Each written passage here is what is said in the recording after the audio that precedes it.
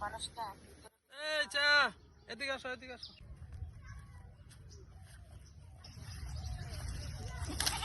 Sir আসসালামু আলাইকুম। আরে শহীদুল সাহেব না? হসা কি ব্যাপার, আপনি চা বিক্রি করতেছেন কেন? আপনি না প্রাইমারি স্কুলে দপ্তরি চাকরি করেন? স্যার চাকরি করি ঠিক আছে, কিন্তু এই চা বিক্রি না করলে সংসার চালাইতে পারি না। যে কয়টা সামান্য বেতন পাই স্যার, সেই বেতন দিয়ে আমাদের মতো এই আউটসোর্সিং দপ্তরিদের চলে না স্যার। সেই জন্য স্যার ছুটি হওয়ার পরে যেটুকু সময় পাই, এই যে পার্কে পার্কে তারপরে যেখানে লোকজন দেখি সেইখানে এই ফ্লাক্স নিয়ে আমি দৌড়ায় ছুটে যায়, 2 কাপ চা বিক্রি করে অন্তত যে টাকাটা পাই সেই টাকা দিয়ে আমার সংসারে কাজে লাগাই স্যার।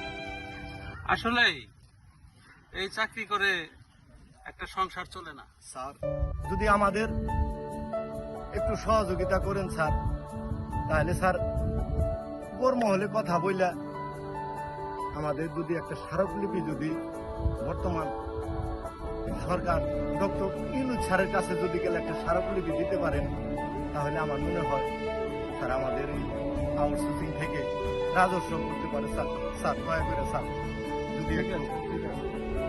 আমি শিক্ষা অফিসে কথাবার্তা বলে সবাইকে একত্র করে এই আপনার ব্যাপারটা, যারা আউটসোর্সিংয়ে চাকরি করে তাদের ব্যাপারটা নিয়ে কথা বলবো, এবং ওইখান থেকে আমি যথাসাধ্য চেষ্টা করব একটা স্মারকলিপি প্রধান উপদেষ্টার কাছে পাঠায় দেওয়ার জন্য।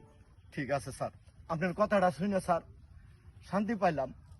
আপনার কথা শুনে খুব ভালো লাগলো স্যার।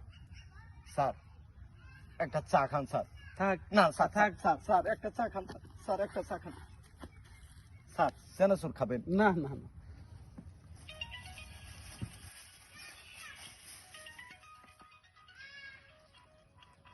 এই যে স্যার খান স্যার। শহীদুল সাহেব, জি চা স্যার। কিন্তু মার্শাল্লাহ, জি চা স্যার। কিন্তু খুব ভালো হয়েছে। জি স্যার। ঠিক আছে। আচ্ছা স্যার।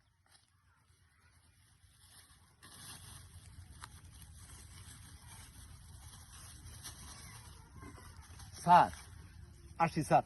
ঠিক আছে, আসেন। আসসালামু আলাইকুম। ওয়ালাইকুম আসসালাম। একটু দেখেন স্যার। ঠিক আছে।